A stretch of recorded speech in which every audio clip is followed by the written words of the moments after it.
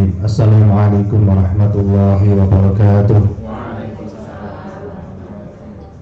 Innalhamdulillah wassalatu wassalamu ala rasulillah. Allahumma salli ala Muhammadin wa ala ali Muhammad. Amma ba'd. Kepada segenap pengurus PRM Pandangan, segenap jamaah kakut putri yang dimuliakan Allah Subhanahu wa taala. Alhamdulillah, mari kita memuji syukur kehadirat Allah Subhanahu wa taala untuk siang hari ini dipertemukan dalam rangka kita adalah thalabul ilmi sesuai dengan kajian fastabiqul khairat, berlomba-lomba dalam kebaikan. Mudah-mudahan mengawali kita walaupun hanya satu kalimat, mudah-mudahan menjadikan kita nanti saat ilmu yang kita pelajari memberikan kemanfaatan bagi kita di dunia wa dunya wal akhirah. Amin ya rabbal alamin. Salawat dan salam kita sanjungkan kepada Nabi Muhammad sallallahu alaihi wasallam yang senantiasa kita nantikan syafaatnya di yaumul qiyamah. Semoga syafaatnya sampai kepada kita semua. Amin ya rabbal alamin. Bapak Ibu rahmatan Allah Subhanahu wa taala. Dan saya keluar rada full gitu. Awet niki biasa-biasa terus niki. Nggih. Saya mengenai waktu terkait kalian masalah salat khusyuk ini. Salat khusyuk itu termasuk yang orang yang mendapatkan keberuntungan, itu adalah termasuk diantaranya adalah orang yang melaksanakan salat khusyuk.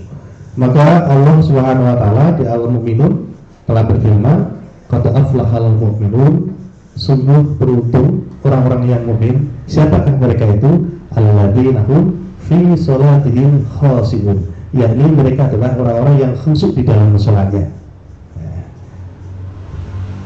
Kemudian kata Allah, salat khusyuk itu salat yang bagaimana? Apa yang begini salat khusyuk ana tadi? Apa salat khusyuk itu salate pas kudune lampune mati? Karena tentu salat depan lampune. Apa pas salat khusyuk niku kudu merem ngoten. Salat khusyuk itu napa kudu suratnya panjang, napa sing suratnya pendek. Loh, bisa juga kan orang itu khusyuk itu saat sholat, belum tentu orang yang sholatnya pendek mereka adalah tidak khusyuk, dan belum tentu orang yang sholatnya panjang sholatnya menjadikan mereka khusyuk.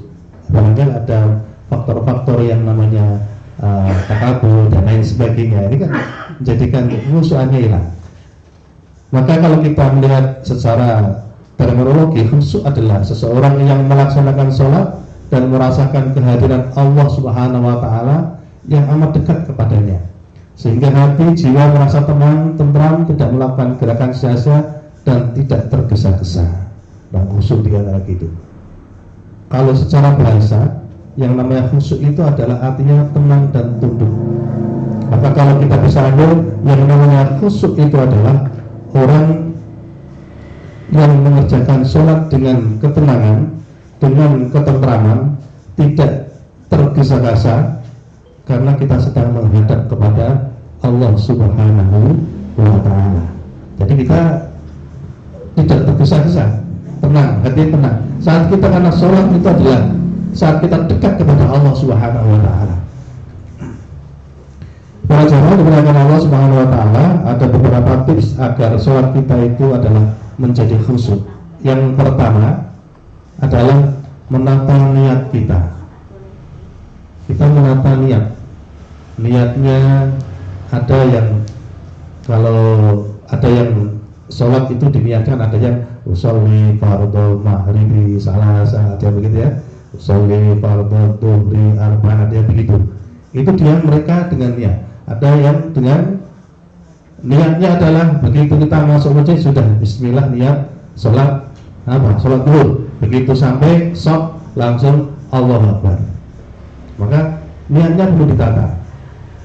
Hadis Nabi sallallahu alaihi wasallam dengan Amirul Mukminin Abi Hafsin Umar bin Khattab radhiyallahu anhu qala sami'tu Rasulullah sallallahu alaihi wasallam innama a'malu binniyat wa innama likulli imrin ma nawa. Ya, artinya dari Amirul Mukminin Abu Hafs Umar bin Khattab radhiyallahu anhu, dia berkata, saya mendengar Rasulullah SAW, sesungguhnya setiap perbuatan tergantung niatnya. Nah, kalau kita niat agar kita sholat kita khusyuk kita untuk menghadap kepada Allah itu lihat ditata niatnya. Jadi kalau kita mau sholat, tata dulu, saya mau sholat apa, jangan sampai nanti sholat itu ragu-ragu.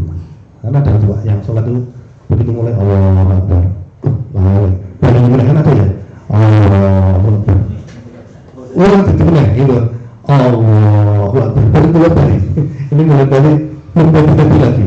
Maka kalau orang yang ketemu sak dulu biasanya langsung dikepak aja nih, wes dan ada orang yang wudhu juga begini, wudhu juga bulan-bulan. Saya sering kalau ketemu yang seperti itu tak matikan kerannya. Sholatnya liane bulan balik, gak ada orang dia wudhu satu orang aja belum selesai. Maka niatnya kalau sudah kita niat, kita sudah. Jadi Bapak Ibu kalau ada perbedaan di masyarakat kita berkaitan dengan niat itu ya tidak usah kita mempermasalahkan. Kan ada kan kalau mau sholat dan apalagi imamnya Bismillahirrahmanirrahim usolli fardhu maghrib salah sampai berikan suwe mendaki itu suwe ada kan Allah sudah dia pakainya begitu. Ada yang kita yang pakai datang langsung Allahu Akbar, begitu langsung menghadirkan Allah saat kita adalah takbir. Nah, ini tata niat kita. Jadi kalau sudah mau sholat, saya sebenarnya mau sholat apa? Jadi jangan sampai kita sudah sholat itu ya niatnya sholat, tapi kita tidak tahu kita mau sholat apa. Ya kita, saya itu mau sholat ini kan, maka menata niat kita. Yang melakukan hati kita menata. Ada yang niat itu tidak usah diucapkan Bismillah, saya ke masjid memang sudah sholat maghrib ya niat sholat maghrib kan gitu ada gitu. Kemudian yang kedua, agar sholat kita itu bisa khusyuk adalah suci dari hadas besar maupun hadas kecil. Ini termasuk syarat ini. Maka Allah di dalam surat Al-Maidah itu ya, ayat 6 berfirman a'udzubillahi minasyaitonir rajim bismillahirrahmanirrahim ya ayyuhalladzina amanu idza kuntum ilas sholati faghsilu wujuhakum wa aydiyakum ilal marafiq wamsahu bi ru'usikum wa arjulakum ilal ka'bayn wa in kuntum junuban fattahharu wa in kuntum mardaa aw ala safarin aw jaa'a ahadun minkum minal ghaib aw lamastum nisaa falam tajidu ma'an fatayammamu sa'idan tayyiban famsahu wujuhakum wa aydiyakum min ma yuridullahu yaj'ala 'alaikum min harajin walakin yuridu yutahhirakum wa yutimma ni'matahu 'alaikum la'allakum tashkurun. Yang artinya adalah hai orang-orang yang beriman, apabila kamu hendak mengerjakan sholat maka basuhlah mukamu dan tanganmu sampai dengan siku-siku dan sapulah kepalamu atau basuhlah kepalamu kakimu sampai dengan kedua mata kaki kamu, dan jika kamu junub maka mandilah, dan jika kamu sakit atau dalam perjalanan atau kembali dari tempat buang air atau menyentuh perempuan lalu kamu tidak memperoleh air maka bertayamumlah kamu dengan tanah yang baik, sapulah mukamu dan tanganmu. Dengan tanah itu Allah tidak hendak menyebutkan kamu, tetapi Dia hendak membersihkan kamu dan menyempurnakan nikmatnya bagi supaya kamu bersyukur. Al-Maidah ayat 6. Jadi ini kalau kita ingin sholat kita khusyuk, diantaranya adalah kita harus bersih dari hadas besar ataupun hadas kecil. Nah, kalau kita jangan sampai kita tidak wudhu. Jelas ya, orang yang tahu dia tidak wudhu mesti ragu-ragu sholatnya. Apalagi kalau kita sendiri kadang-kadang ragu-ragu, harus batal urun ya, batal urun. Ini sudah mengganggu kita, sudah mengganggu dalam ibadah kita. Nah, apalagi hadas besar, kan? Maka di sini diperintahkan harus bersih dari hadas besar maupun hadas kecil. Maka diawali dengan berwudu, harus berwudu. Apabila tidak wudu maka sholatnya adalah tidak sah. Kecuali kalau di sini adalah memang karena sakit atau perjalanan jauh tidak ada yang namanya air, Di sini diperintahkan adalah untuk tayamum. Ya, ini tayamum. Ini yang kedua begitu. Kemudian yang ketiga, agar sholat kita itu bisa khusyuk adalah tempat yang suci dan bersih. Ini, kalau kita sholatnya tempatnya itu wangi, gitu, kira-kira sholat itu lebih tenang apa betul? Lebih tenang ya? Gak resik, kan malah waktu harum kan itu. Sering kan kita datang ke masjid di mana itu masjid, yang masjid itu wangi, gitu kan? Nah, wangi tempatnya, kemudian karpetnya resik, empuk, gitu kan? Itu kita masuk sholat itu masa ya, rasanya enak sekali ya. Sholat, ini memang tempatnya enak. Wah, sujud itu sujud ini karpetnya wangi ya, itu luar biasa. Parfumnya wangi, kemudian kamar kamar kecilnya bersih, kita mesti sholat di situ senang. Beda kalau kita sholat di tempatnya wes sujud atau di karpet atau di sedot gitu kan, wah sisa gitu ya. Ini tempat suci dan bersih loh Pak. Karena suci itu belum tentu bersih ya, tapi kalau bersih juga belum tentu suci, maka kita harus tempat suci dan bersih. Nah, karpet ini misalnya, contohnya ini bersih ini, tapi kita tidak tahu ini kalau misalnya dengan ada kencingnya anak-anak, kita tidak tahu kan. Karena apa? Maka kalau ada kencingnya anak-anak berarti tidak suci. Bersihnya ya, nah, begitu. Maka seperti kita makan kan halal dan thayyiban. Apa itu tidak halal, tidak boleh. Halal dan thayyiban. Nah, sama saat kita untuk sholat, tempatnya adalah harus tempat suci dan bersih. Maka kalau kita di rumah, tolong kalau kita yang punya musola sendiri, itu dibersihkan tempatnya. Agar apa? Kalau kita sholat itu enak Pak. Bahkan ada yang dikasih ya, macam-macam itu ya. Ada Qurannya sebelahnya dan lain sebagainya. Jadi suasana di rumah itu tempat sholatnya adalah ya. Ada tempat sholatnya. Jadi kalau yang ada, kalau tidak minimal kalau kita bawa sajadah kita itu ya sering mau dikumbah gitu Pak. Ya, sajadah itu ya sering dikumbah. Jangan sampai sajadah tidak pernah dikumbah. Semua bisa lah dikumbah. Jadi kalau kita sholat itu rasanya enak kita. Karena apa? Tempatnya adalah bersih. Nah sucinya ya jelas suci, tapi bersih ya Allah, sholatnya enak. Ini sudah jelas pengaruh sekali. Saya yakin orang yang sholat dengan tempat sholatnya ini, sajadahnya atau karpetnya wangi, dia itu sholatnya akan lebih enak ini daripada yang tidak. Enggak itu loh, sujud itu orang khusus sedikit gitu, karena memang ini gak enak. Nah ini ya di rumah, mari kita kalau pengen kita ibadah kita, sholat kita khusyuk, diantaranya tempat kita adalah suci. Kalau kita pengen sholatnya di masjid itu dengan masjid yang menyenangkan orang, ya tolong masjid itu juga dibersihkan, karpetnya diparfumi, kemudian disedoti. Wah, iya, ya kan masjid itu ada dananya, gunakan seperti itu. Ya, gunakan untuk operasional, membersihkan dan lain sebagainya. Nah, kadang-kadang yang saya di masjid itu punya duit banyak, tapi kadang-kadang karpet tidak diperhatikan. Belum mereka, mana lo marah ya? Lo duitnya duit lo infak itu kan.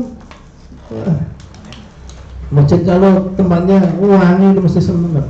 Begitu juga dengan kita, karena sholat itu termasuk sholat sunnah. Kita akan diperintahkan oleh Rasul, nawir biyutakum bisolat wa qiraatil Quran. Sedangkan rumah kamu dengan sholat-sholat sunnah dan bacaan Al-Quran. Artinya sholat-sholat sunnah kita di rumah. Jangan hanya di masjid saja. Jangan sampai rumah itu seperti kuburan. Nggak pernah bacaan Quran, nggak ada. Sholatnya nggak pernah. Nah, salah satu agar kita sholat di rumah untuk bisa khusyuk itu, kalau tempatnya tidak ada, minimal sajadah kita juga bersih, wangi, dicuci lah, gitu. Jangan sampai nggak dicuci lah. Mesti yakin saya, dengan sholat walaupun di rumahnya yang mungkin walaupun sempit, tapi kalau kita sholat dengan suasananya adalah enak, tempatnya bersih, kita akan tenang.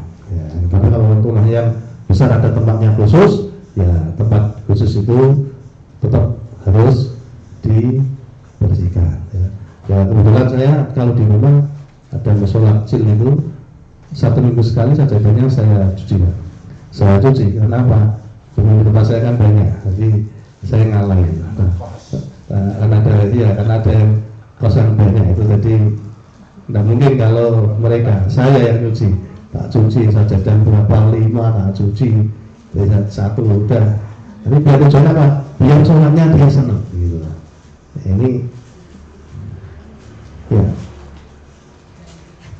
Kemudian yang keempat, agar sholat kita khusyuk, para bapak, para ibu, memakai pakaian yang terbaik dan suci. Iya. Memakai yang terbaik. Kadang-kadang kita itu saat menghadap kepada Allah pakaiannya seenaknya sendiri. Kita, ya, kadang kaos tulisannya macam-macam. Nikmat rasanya. Itu kan muri tulisannya, muri sholat ngocor, gitu. Nah ibu-ibu mungkin tidak bisa karena pakai rukun ya. Yang laki-laki, ya kalau ibu-ibu kalau bapaknya ke masjid atau musola lah, kalau pakai kaos diringin gitu, nggak senang apa bapak. Oh kadang pakai atau ibu kalau lagi mana-mana lagi jagung tok, gitu. Lalu kelambu apa gergen jagung tok. Padahal Allah perintahkan di sini di Al-A'raf ini perintahkan betul loh. A'udzubillahi minasyaitonirrajim. Bismillahirrahmanirrahim. Ya bunayya ya bani adama khudhu zinatakum inda fil masjid wa kulu washrabu wa la tusrifu innahu la yuhibbul musrifin. Yang artinya, wahai anak Adam, pakailah pakaianmu yang bagus setiap memasuki masjid. Makan dan minumlah, tetapi jangan berlebihan. Sesungguhnya Allah tidak menyukai orang-orang yang berlebihan. Ini diperintahkan kita. Kalau kita sholat, diperintahkan oleh Allah, pakailah yang bagus, yang baru. Kalau kita punya yang baru, ya pakai. Kapan toh? Bahkan kalau kita beli baju, kadang-kadang kita itu baju sholat, kalau baju kondangan itu malah kalah mahal. Yang baju kondangan ya. Ya Pak Mukhlis ya. Nah, iya. Kadang-kadang ya sekali-kali gitu. Beli baju koko itu minimal apa lah. Apa iso luwih mahal. Nah, itu lebih mahal dari baju-baju yang biasanya. Nah ini baju muslim loh, kita menghadap kepada Allah. Kita beli rukunnya juga begitu loh. Beli rukun coba sembarang sebenarnya kayak motor. Nah kalau kita punya uang, belilah rukunnya yang bagus. Jangan yakin sholat rukunnya mahal. Baik, benar sholat sampingnya lebih pede ya. Sholat rukun itu apik ya kan. Wah, top lah. Betul Pak Bu. Iya, ini percaya enggak? Inilah yang terjadi di masyarakat kita. Kita harus yang lain yang kita bawa, yang kita pakai berkaitan dengan masalah baju dan lain sebagainya. Pergi kita itu lebih baik, kondangan lebih baik, kemudian jalan-jalan lebih mahal harganya. Tapi saat kita sholat, kita baju kita justru yang lebih murah.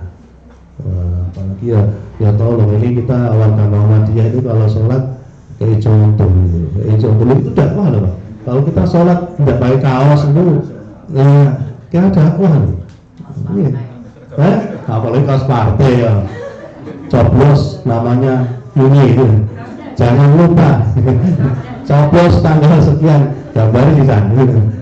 Sholat. Ya saya yakin ini saudara-saudara kita yang pakai seperti ini ada dua hal. Satu, mereka tidak paham ya, tidak paham. Tidak pahamnya apa? Ya tidak pernah ikut pengajian, tidak pernah ada yang memberitahu. Yang kedua, orang tidak punya. Saya yakin kalau tidak punya mesti rata-rata tidak lah. Tapi mereka tidak tahu ini perintah Allah. Khudhu zinatakum inda kulli masjid. Jadi pakailah pakaian yang baru setiap kamu masuk masjid. Suatu saat saya dulu saat bujang begitu Pak. Ya Allah, saya itu mau sholat di saya sing koko tidak ada yang kalah kabeh dengan yang baju yang lain. Saya tuh dulu begitu. Saya mau beli baju yang paling mahal gitu. Betul kayak gitu karena itu tadi ya, wah mahal Gusti Allah maksud yang Gusti Allah lambene ya gitu. Betul itu, saya sekali beli udah salah dulu saat bicara itu gitu karena dalam yo juta-jutaan gitu. Ya artinya yang toko ini kira-kira rada kula mikirnya kan alah nah iki kelamin sing dikur udah 50.000 ya iso aja 50.000 ngono 150 omongan dhuwure lah gitu loh. Jadi kan saya iso beda kira ini ning Gusti Allah kan. Iya nambah wong les tuku ning Saudi larang perjalanannya Pak. Iya, perjalanannya 37 juta. Perjalanan tok. Ini betul, ini sangat luar biasa. Kalau kita memberikan contoh warga Muhammadiyah, kita dakwah kita dengan lingkungan kita berada dengan cara sholat dengan pakai seperti itu, wah luar biasa. Oh ini dakwah tidak terasa. Ibu kok tidak pernah pakai, loh, tapi bajunya agak api ya, kok bagus-bagus ya. Wah ini, mereka tidak akan melihat ini. Mungkin malah kalau gitu, kayak Muhammadiyah kok lambungnya api-api ya. Orang sholat tidak tahu masalah, tidak tahu kaos-kaos gitu loh. Ya, kaos mau tamar itu jadi gue sholat. Enggak, tamar ya lah, bersholat burung apa? Nah itu di nggoni itu lah gitu loh. Iya, iya. Kalau sama senengnya tamar gitu kecuali tertentu. Mungkin pas di lapangan, pas harus pakai itu, tidak salin ya. Monggo, tapi kalau memang kondisinya kita di rumah, kemudian pergi dan bawa salin yang lain, ya seperti itulah yang harus dipakai. Ada seadanya. Jangan sampai gini, Bapak, sepenting kan menutup aurat. Nah ini lah, bahasanya itu yang dipakai gitu repot lah. Sepenting kan menutup aurat. Sholat itu kan bagi laki-laki penting sini tutup, gitu ya. Utul itu. Nah jadi, mereka mau kaget, nah jadi kan daerah tambak-tambak. Ini pun sering sholat mereka kadang-kadang tidak pakai baju, hanya ini aja. Nah, ada yang seperti itu, sarungan sholat, udah, tidak apa-apa. Karena auratnya hanya batas pusar ini sampai ke bawah, ya dengkul itu loh. Kalau ditambah saya dulu pernah kos daerah Tugurejo itu kan daerah tambak. Nah, jadi karena tambak itu jauh, teman-teman ya kayak gubuk-gubukan gitu. Ya, seperti itu. Kemudian kita yang kelima ya, kalau kita pengen sholat kita khusyuk itu adalah kita memahami bacaan sholat kita. Ya, bacaan sholat kita. Dari awal kita adalah setelah kita niat, oh saya sholat ini. Kemudian kita adalah membaca takbiratul ihram, Allahu Akbar. Allah adalah yang maha besar, segala sesuatu tidak ada yang mengalahkan Allah, hanya Allah. Kemudian kita pahami dalam iftitah kita itu yang Allah ma'id baini wa baina khotoyaya, monggo silakan di iftitah itu ada versinya dan detail ya, tapi tidak usah dipermasalahkan. Kalau kita yang sering pakai Allah ma'id baini, monggo. Kemudian Allah ma'id baini itu kan kalau kita tahu artinya tuh, ya Allah jagalah kami antara aku dan kesalahanku sebagaimana engkau menjauhkan antara timur dan barat. Ini Tuhannya, ya Allah bersihkanlah aku dari kesalahanku sebagaimana baju putih dibersihkan dari kotoran. Ya Allah cucilah aku dan kesalahanku dengan air salju dan embun. Ini makanya kalau orang iftitah tuh kita harus tenang gitu. Waktu subuh rampung gitu. Yang doa atau Allahu akbar kabira walhamdulillahi katsira wa subhanallahi bukratan wa asila. Ini wajah tu wajhiya lilladzi fatara samawati wal ardh. Monggo kalau emang pakai ini monggo. Luar biasa. Kalau yang pakai Allahu akbar kabira itu kan kalau kita tawarnya ya Allah yang maha besar. Allah maha besar, segala puji bagi Allah dengan pujian yang banyak. Segala puji bagi Allah dengan pujian yang banyak. Ini kan memuji Allah, maha suci Allah di waktu pagi dan sore, maha suci Allah. Ya, ini yang di waktu luar biasa ini. Kalau kita sampai aku berlindung kepadamu ya Allah dari tiupan, bisikan, dan godaan syaitan. Allah. Jadi kalau kita pahami, minimal kalau tidak tahu Pak, saya tidak tahu artinya, bacaannya adalah sempurnakan, jangan kesusu. Jadi pas Allahu Akbar, ya. Kemudian kita bacaannya, lesan kita itu mengucapkan, telinga kita itu mendengarkan yang kita ucapkan, hati kita adalah merasakan.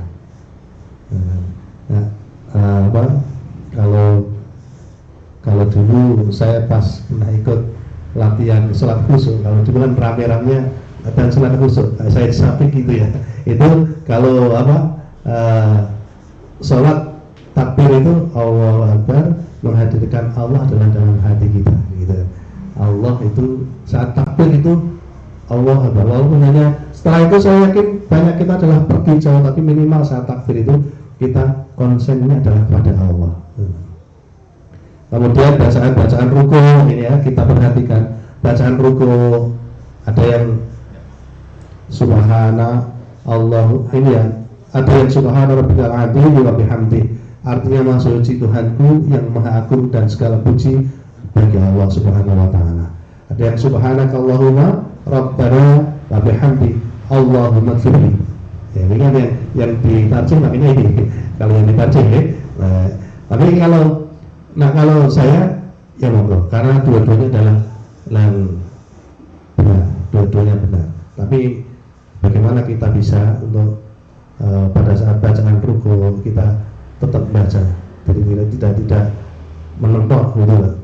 Segala puji bagimu ya Allah, Tuhan kami, dan memujimu ya Allah. Ampunilah aku ya Allah. Subhanakallahumma rabbana wa bihamdika Allahumma ighfirli. Ruku pada saat kita ruku. Kemudian kita ruku.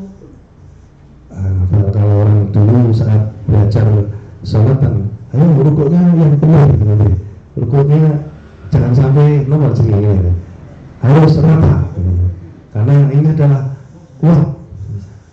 Bacaannya juga harus betul. Kalau saya kecil dulu subhana rabbiyal azim wa bihamdi subhana, sampai seperti itu 3 kali. Sampai 3 kali.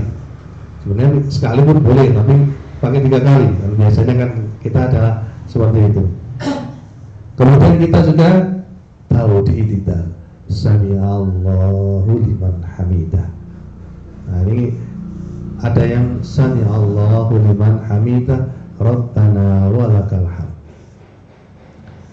Allah maha mendengar dari orang-orang yang memujimu, wahai Rabb kami, bagi kami.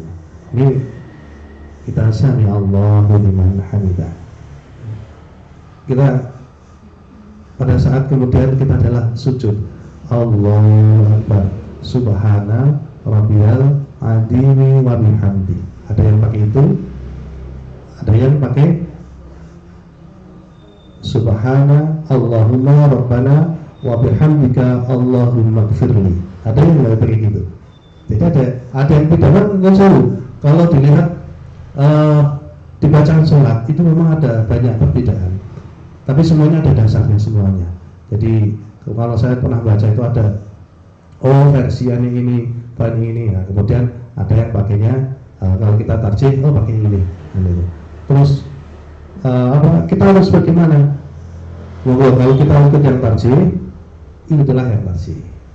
Pak, saya tidak bisa ikut yang tarjih karena sudah terbiasa. Ya silahkan. Kalau sudah terbiasa ya tidak bisa berubah ya monggo. Jadi sujud kita adalah tenang gitu ya. Sujud kita tenang, bacaan kita adalah tenang gitu. Kemudian kembali duduk di antara dua sujud. Itu adalah doa yang sangat indah sekali.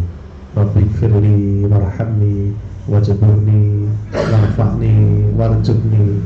Ada yang sampai itu, ada yang wahdini wa'afini wa'fu'ani. Ini doa.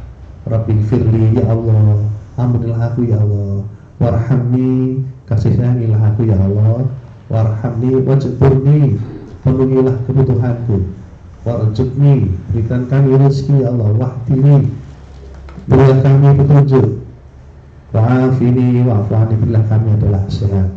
Nah, ada yang hanya Rabbi firli, warhamni, wajibni, warfa'ni, warjubni.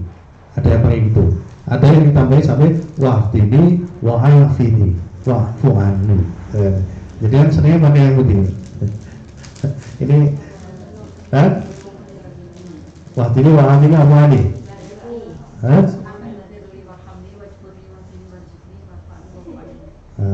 Lagi ngobrol gitu ya. Ini yang ngobrol. Untungannya ngobrol. Rabbi firli ya kami ya Allah. Rabbi firli warhamni, kasih sayanglah kami.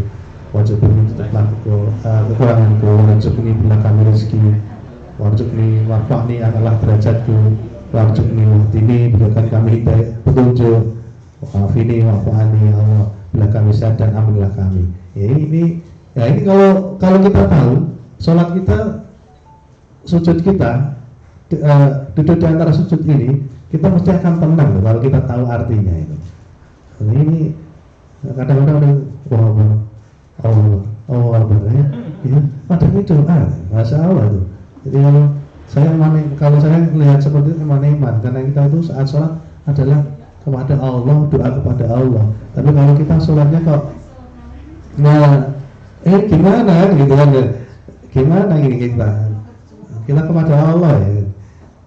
Kemudian tasyahud awal, tasyahud akhir. Ini tasyahud awal itu juga at-tahiyatul mubarakatus shalawatut thayyibatulillah.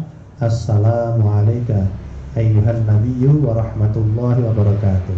Assalamu alayna wa ala ibadillahis shalihin. Asyhadu an la ilaha illallah wa asyhadu anna Muhammadar Rasulullah. Kemudian kita berdiri. Ini semuanya adalah memuji segala kehormatan, keberkahan, sholawat dan kebaikan hanya bagi Allah. Semoga salam sejahtera selalu tercurahkan kepada Nabi Muhammad SAW. Demikian rahmat Allah dan berkah, dan semoga salam sejahtera selalu tercurah kepada kami dan hamba-hamba Allah yang soleh. Dan aku bersaksi bahwa tiada Tuhan kecuali Allah, dan aku bersaksi bahwa Nabi Muhammad adalah utusan Allah. Ini ada yang at-tahiyatul mubarakatuh sholawatut thayyibah. Assalamualaikum ya Nabi wa rahmatullahi wa barakatuh. Assalamualaikum.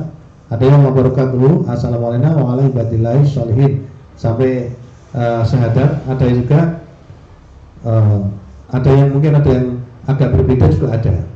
Hanya ada yang Allahumma sholli ala Sayyidina Muhammad. Itu beda ya. Kalau kita Allahumma sholli ala Muhammad, tapi ada yang pakai Allahumma sholli ala Sayyidina Muhammad. Ya, monggo. Karena kalau kita pakainya kan Allahumma sholli ala Muhammad. Kemudian kita tasyahud akhir. Tasyahud akhir itu hanya bedanya kan ya, Allahumma sholli ala Muhammad wa ala ali Muhammad. Kama shallaita ala Ibrahim wa ala ali Ibrahim wa barik ala Muhammad wa ala ali Muhammad. Kama barakta ala Ibrahim wa ala ali Ibrahim innaka Hamidum Majid. Di sini bedakan hanya di sini ada sholawat kepada Nabi Ibrahim. Kalau tadi kalau di awal kan hanya kepada Nabi Muhammad. Kalau yang kedua kan ada Muhammad, Nabi Ibrahim alaihissalam. Tasyahud akhir. Ini juga begitu. Jadi kalau kita pas tahiyat itu ya jangan kesusu. Tahiyatul mubarakatuh shalawatut thayyibatulillah. Assalamu alayka ayyuhan nabiyyu wa rahmatullahi wa barakatuh. Assalamu alayna wa ala ibadillahis sholihin. Asyhadu an la ilaha illallah. Nah, kalau kita sholat dengan begitu kan enak. Enak kita menghayati sholatnya. Tapi kalau kesusu sholatnya ya bagaimana ya? Ini kita kepada Allah nih. Ini kalau pada sama manusia mungkin kesusu Allah, kita kepada Allah. Kalau Pak misalnya dengan Pak Mokli, Allah misalnya aku selalu mau ya, Pak anu ya. Kalau ini pada Allah, kita harus tawadhu, kita harus betul-betul selain tawadhu betul konsentrasi betul. Jangan sampai sholat ini hanya sebagai menggugurkan kewajiban. Sholat dulu, sholat wis, cepat-cepat mensapal. Cepat lu sholatnya, apa dah, ya apa? Lu sholat kok cepat tempo, ya kita harusnya jangan hanya mengukurkan kewajiban, tetapi bagaimana menghayati sholat ini yang betul-betul bagaimana kita itu kepada Allah.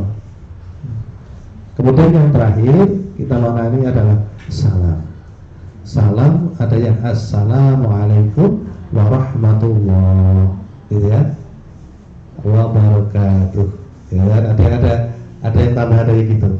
Kalau di Muhammadiyah banyak pakainya assalamualaikum warahmatullahi wabarakatuh, gitu. Karena salam, kenapa ada beda? Ada yang menafsirkan salam itu hanya assalamualaikum, boleh. Assalamualaikum warahmatullahi, boleh. Assalamualaikum warahmatullahi wabarakatuh, ada yang begitu. Sehingga kalau ada yang kayak gitu, jenengan tidak usah kaget.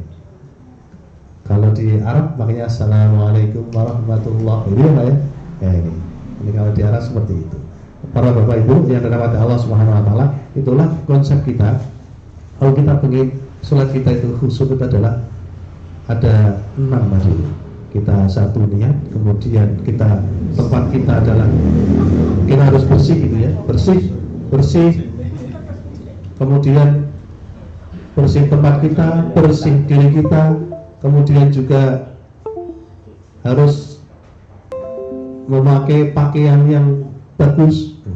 Kemudian juga kita adalah bagaimana memahami bacaan-bacaan di dalam sholat, sehingga walaupun saya katakan tidak hafal artinya, tapi kalau kita tahu bacaannya secara urut, kita membaca dengan benar, insya Allah tidak kesusu. Sholat kita adalah sholat yang tumak ninah. Nah, bahasa Jawa kita tuh tumak ninah itu apa? Sholat yang tenang, sholat yang anteng, sholat yang kalau kita bahasanya adalah sholat yang khusyuk. Agar sholat khusyuk kita tenang, tumak ninah. Tumak ninah itu gerakannya adalah gerakan kita rukuk ya rukuk yang sempurna, sujud yang sempurna, berdiri yang sempurna, kan begitu ya. Ini kan seperti ini. Kalau kita ingin jadi sholat kita adalah sholat yang khusyuk.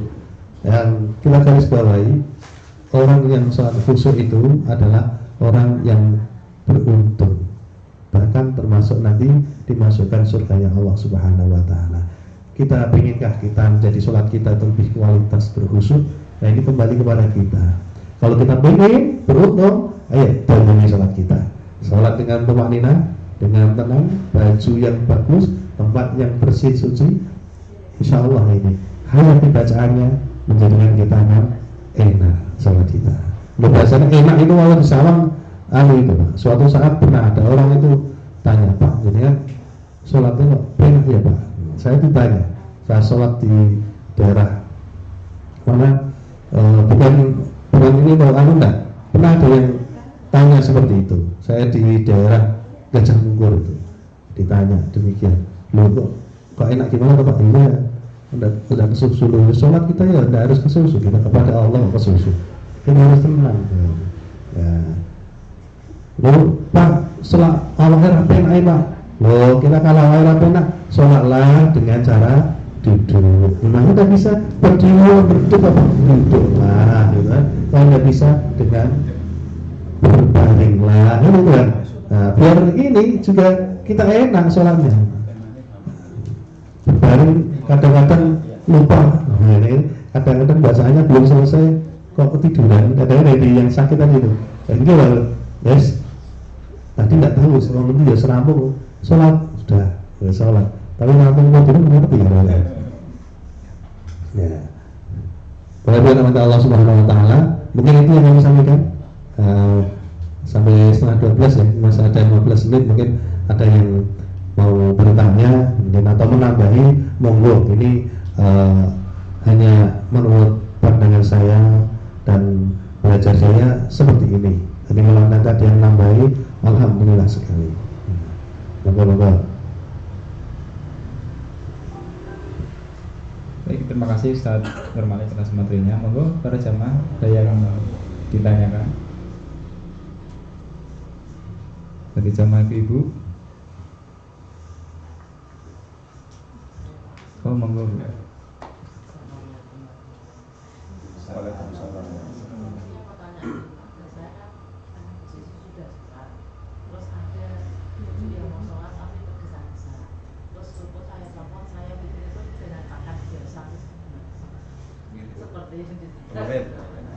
Oh, iya.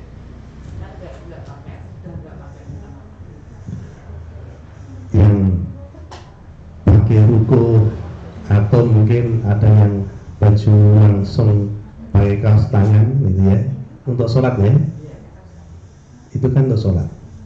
Terus Pak, kalau saya itu pikiran itu saya copot di Pak, gitu.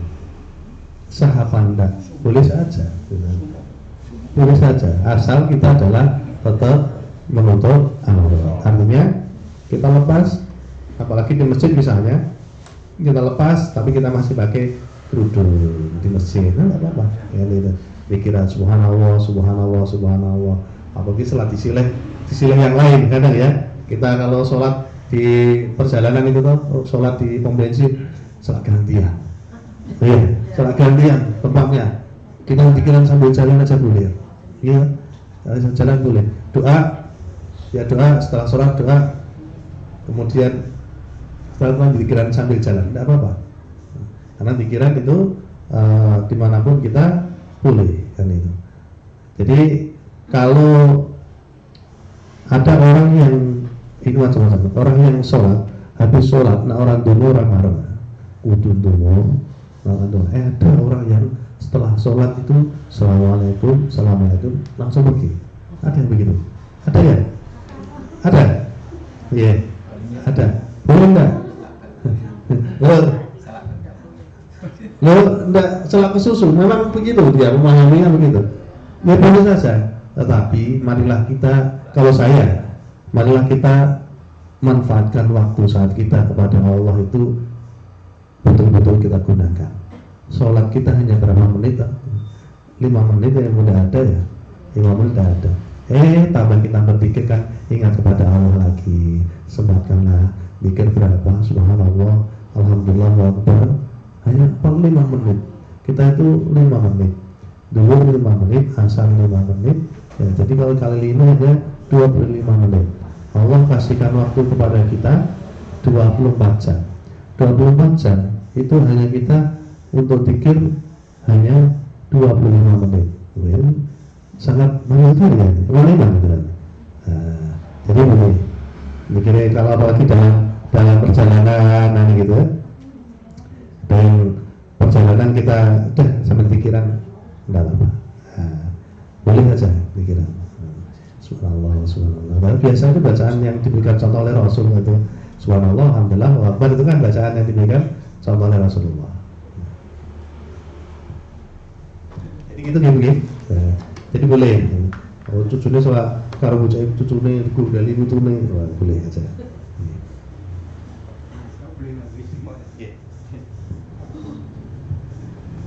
Saya Bu, ini tambahan pengalaman yang saya lihat selama ini bagi tadi sudah dijelaskan dulu. Kalau di tanah suci, terutama di baik di Masjid Nabawi maupun di Masjidil Haram, itu kebanyakan yang pakai jilbab itu pakai apa?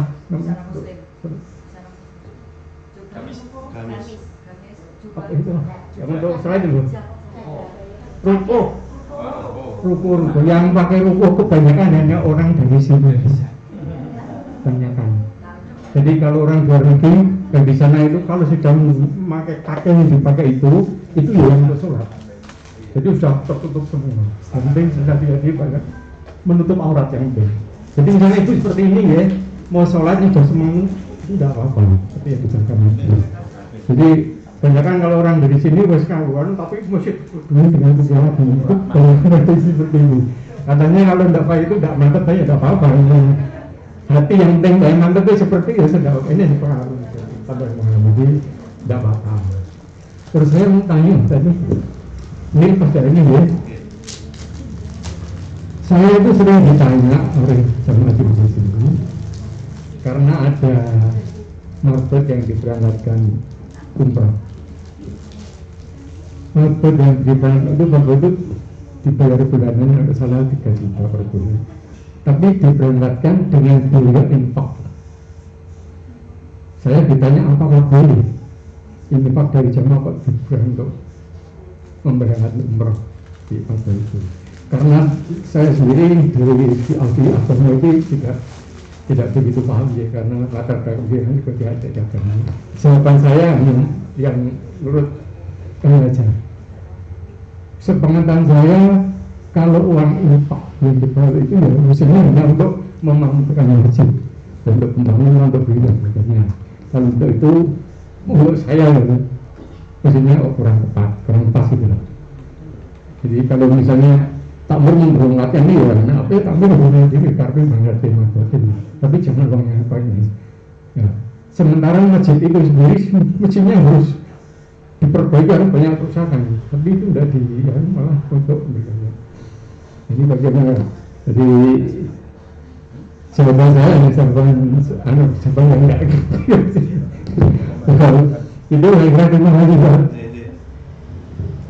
Maksudnya terkait dengan infak masjid itu adalah akadnya adalah infak untuk kegiatan masjid, baik itu secara pembangunan ataupun kegiatan-kegiatan kemakmuran masjid. Jadi tidak boleh untuk yang lain-lain kecuali memang sudah kesepakatan jamaah. Maka kalau sudah hati-hatinya masjid itu mereka adalah membuat kotak itu kan macam-macam. Masjid infak yang untuk pembangunan, ada yang untuk apa ahad pagi ya, snack apa itu ada. Nah kalau untuk yang umroh kan itu saya baru dengar ini. Kalau menurut saya sebaiknya kalau memang ada program seperti itu ada dua hal. Satu adalah iuran orang-orang tokoh-tokoh yang di situ, iuran nanti untuk membanggakan. Dan yang kedua adalah dibuat kotak sendiri, kotak untuk umroh jamaah masjid. Jadi ada akadnya gitu akadnya.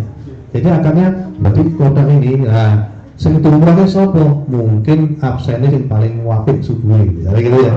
Lo ya kan bisa gitu loh. Nih lagi misalnya yang paling sergap manunya, nah ininya sergap jamaahnya subuhnya, atau mungkin yang paling sergap jamaahnya orang hanya subuh 5 waktunya. Nah tapi kotak sudah ada di situ, akad sudah jelas. Kalau akadnya adalah untuk di infak, ya kembalinya adalah untuk kepentingan kegiatan di masjid. Akadnya begitu kita kembalikan di akadnya. Tulisannya kan infak masjid. Nah, jadi tidak hanya juga jangan hanya pemahamannya ini pembangunan itu loh. Juga tidak hanya pembangunan saja itu, tapi itu kegiatan-kegiatan yang lain. Oh, masjid perlu ada pengajian. Snack tuh kalau gini, wah mau balik 3 hari, ini tidak apa-apa. Remaja pengen ada kegiatan, ini kegiatan ini, ini kegiatan ini. Yang penting kegiatan adalah jelas adalah untuk kemakmuran masjid. Nah, sampai ada yang pemahamannya infak masjid hanya untuk pembangunan masjid. Kalau kegiatan yang lain tidak boleh, ada yang seperti itu. Nah, jadi mungkin barangkali perlu ini juga, mungkin tidak tahu yang dipakai dasarnya apa. Tapi kalau kita lihat di akadnya saja, kotak adalah kotak infak masjid, berarti adalah untuk kegiatan masjid. Umroh itu ada masjid apa enggak? Enggak. Haji yang dibiayai, kecuali ada beberapa orang yang kumpul-kumpul, ya umroh ke bapak kayu, sing rada wonge sergap manungnya, pironan, mayutunan yo, untuk wong 5, 1 juta, iso mangkat. Ayo, wong 10, yo lurus tenahan, lewat, nanti itu diangkatnya baru kan bisa. Nah, seperti itu. Kalau menurut saya seperti itu, Pak. Lebihnya, ya itu tadi kembali ke akadnya itu. Nah, kalau tadi untuk kegiatan yang lain itu contohnya untuk kemanusiaan. Nah, kemanusiaan memang daerah mana yang memang kelaparan atau bencana alam yang biasanya kan ada kita mesti disampaikan sebelum lalu biasanya diumumkan bahwa nanti infak Jumat hari ini akan kita inikan ke kemanusiaan ini, kan itu ya sudah disampaikan dulu dari takmirnya, sudah diakadkan dulu oleh takmirnya. Jadi kan sering kita ada penggalangan dana lewat masjid itu. Nah, itu sudah disampaikan. Jadi khusus Jumat pas Jumat ini akan diberikan ke kemanusiaan. Kan ada yang gitu Pak Polres ya. Nah, seperti pas ramai-ramai bencana itu khusus 1 Jumat 1 bulan sekali begitu yang dikelola oleh Basnas atau mungkin ada yang DNI ya, atau larsisme yang nganu sendiri-sendiri itu tergantung kalau masjidnya masjid yang melalui ormas yang menolak itu. Nah, seperti itu ya, jadi kalau ada kaitan dengan masjid harus jelas ya. Ya.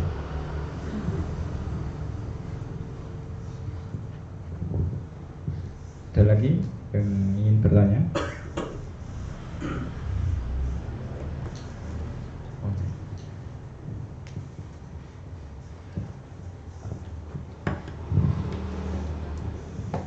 Kami informasikan bahwa itu untuk infak jamaah pajak berkot ini semua tepat sasaran penggunaannya, karena hasil dari yang Bapak Ibu masukkan kota ini itu setiap mengumpul sekian juta langsung sasaran lazisme.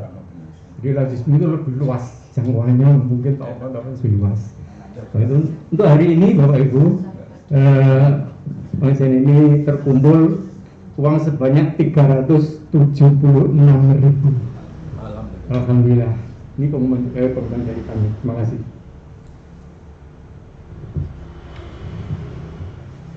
Baik, karena sudah tidak ada yang tanya dan waktu zuhur kurang 1 menit lagi, kita cukupkan kajian custom debat pada kesempatan ini. Alhamdulillah, matur suwun pada Ustaz Haji Nur Malik atas materi yang disampaikan mengenai sholat khusyuk. Semoga kita dapat mengaplikasikan apa yang telah disampaikan beliau dan mendapatkan nilai daripada sholat yang khusyuk tersebut, bahwasanya ketika sholat kita khusyuk, insya Allah akan berpengaruh pada kepribadian kita sehingga kita dapat mencegah dari perbuatan keji dan mungkar. Para jamaah menggunakan Allah Subhanahu wa taala, sebelumnya akan menyampaikan beberapa pengumuman yang akan disampaikan oleh Bapak Haji Mukhlis Darmawan pada beliau dipersilakan. Assalamualaikum warahmatullahi wabarakatuh.